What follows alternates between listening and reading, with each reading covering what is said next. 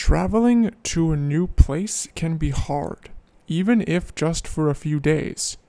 It's even harder when you move to a new country to live there. The farther someone travels from their home, the more difficult it usually is for them to adapt. A new climate, a new culture, a new way of life, there's a lot of challenges. Sometimes, though, you have no choice in the matter. When you are forced to adapt, you can also grow as a person and learn new things. Elizabeth George Spears' The Witch of Blackbird Pond shows how a young woman goes to a completely different country and adapts to a new way of life with people who don't entirely trust her. Set in the years 1687 and 88, 16-year-old Catherine, Kit, Tyler, travels to the American colony of Connecticut from the Caribbean island of Barbados to visit her distantly related Aunt Rachel. Kit comes from a warm, bright land surrounded by water to a bleaker town and more down-to-earth way of life. Her related family are very devout in their religious beliefs, and Kit's impulsive acting appears opposite and dangerous. Kit quickly realizes she must work with the colony's rules in order to be accepted. But Kit finds it hard to change her entire way of life. Then, she discovers someone more like her on a meadow near Blackbird Pond. Unfortunately, this person is treated by Kit's family and the rest of the colony as a witch who is not welcomed or accepted.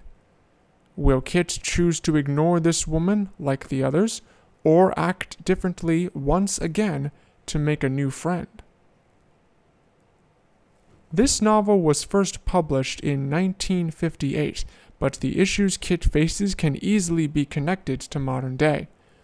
The idea of a stranger in a strange land can lead to a lot of things happening. Sometimes going somewhere or doing something new can be fun and exciting.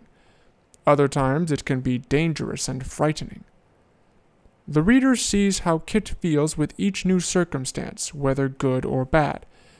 This helps the reader become more attached to Kit, and the problems she faces become a bit more real, despite happening nearly 400 years ago. Anyone who has studied early North American history may also recognize some objects and terms used in the novel, but that isn't necessary to enjoy the story. The novel's witch is another important character, although she doesn't appear until halfway through the novel. This person is not trusted because of her differences, and Kit, having differences of her own, finds something in common with the witch that the rest of Kit's family does not. A similar dilemma can occur when you make new friends or try something different than what your friends want. When you do something the people you know don't like, is doing that thing a good idea? Do your friends and family not want to change their lives, even if that change could be for the better?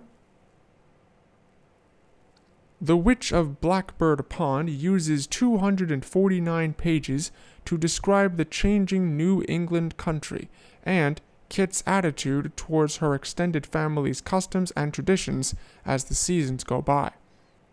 The reader sees, through Kit's time in Connecticut, how making the right decision is not always the same as the correct one. If you want to see what happens to Kit and the witch in the end, the novel is available to read in the middle school library.